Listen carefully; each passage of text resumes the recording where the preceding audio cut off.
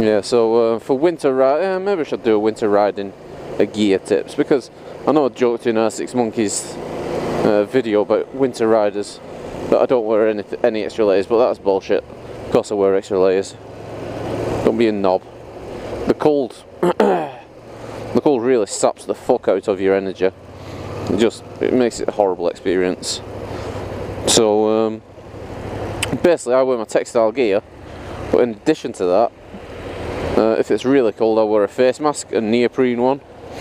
I've got a few different ones. Nice one, blurry. But as well as that, I've got my thermal liner in my textile pants, and that's pretty good. You know, that's pretty fucking decent enough. Aside from the neoprene face mask, I've also got a wind stopper. It's kind of neoprene-ish. It's made a little bit of neoprene and different materials really, but it is a wind stopper. A soft shell jacket. I don't know if you know the material, but it's one of them.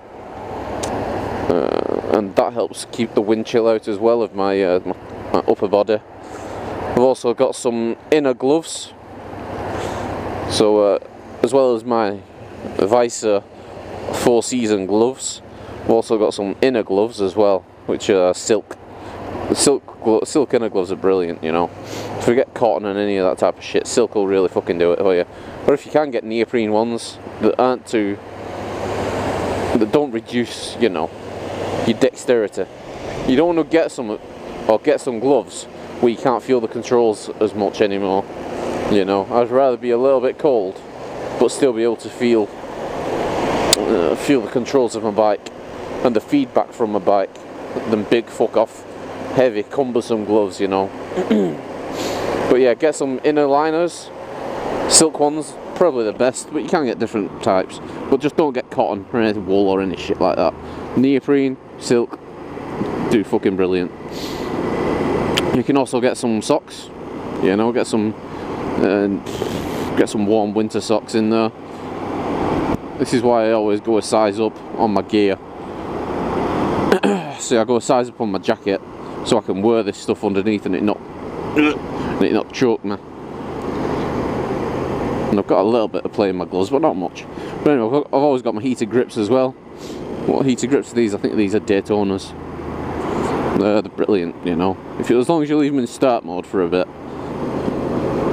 Leave them in start mode for a bit. And fucking beautifully warm. The only problem with heated grips I've found is that they'll just heat that little part of your of your hand, and the bit what gets hit most by the wind is the top, is your fingers, and on the top of your hand, you know, that's what gets hit the most. So if your bike can allow it and you're determined to ride through winter, a good thing to get is some handlebar muffs. I wouldn't suggest getting the fabric ones, although they're going to be very good.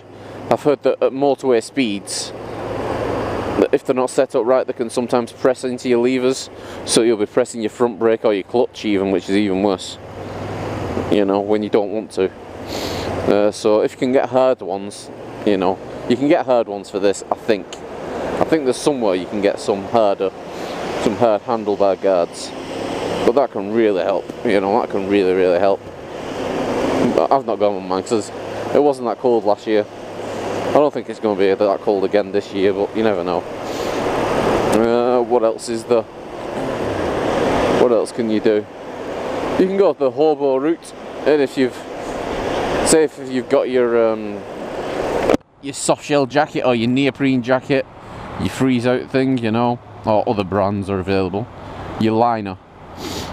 You can also do the hobo route of shoving newspaper down there, because that'll keep you warm. Yeah, shove newspaper down your top, crunch it into balls, not too tight, but just crunch it into loose balls, shove it down the top of your jacket, that'll help. Yeah, I know. In extreme situations, you could get a fucking hot water bottle and just whack it. Not too hot, obviously, but you could just put it in between your jacket. Just watch that person. It's all an option, you know. It's all an option. But if you get a face mask, get one what covers your neck as well. Don't get one what stops at your chin or anything like that. Get one what really goes into your jacket, because that little gap, that's where the cold will start entering, and that's where you'll start fucking feeling it, and it'll drain you again. What else could you do for winter gear? Get decent gloves, you know. These are 4-season gloves. They are 4-season gloves. I've ridden all year in them. I've not had to change them. The only thing I have to do is put an inner liner in, like I said. But get some decent gloves.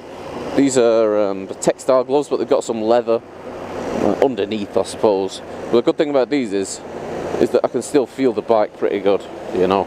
They're not bulky on the underside.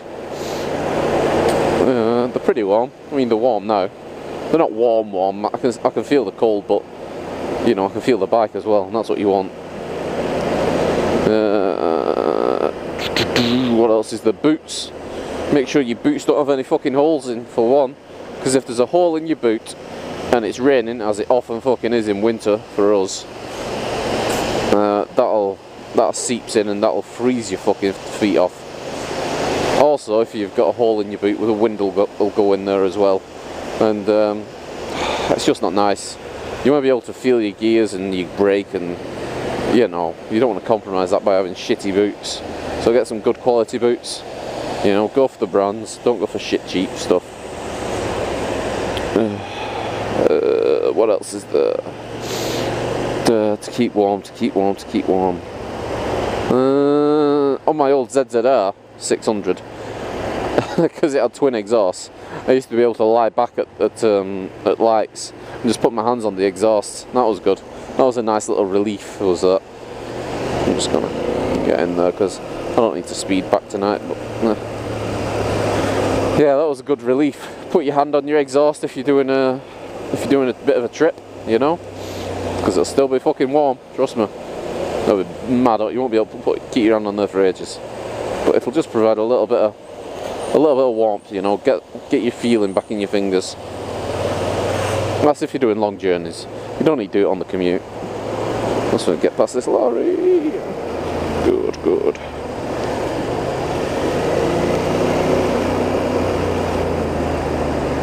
If you don't like what you see here, get the funk out. Get the funk out. What else is there for winter, really? Rain suit. Oh, rain suit. Invest in a fucking good rain suit. I've got a Revit one, a Revit H2O, a high-vis one. You know, you might look a bit of a dick in it because you're in full yellow, but fuck, it's better than not being seen, you know. And the benefit of the rain suit is it won't just keep out the rain, and it does a very good fucking job, the one I've got. It doesn't just keep out the rain, it also helps keep out the wind as well. So it's just an extra layer.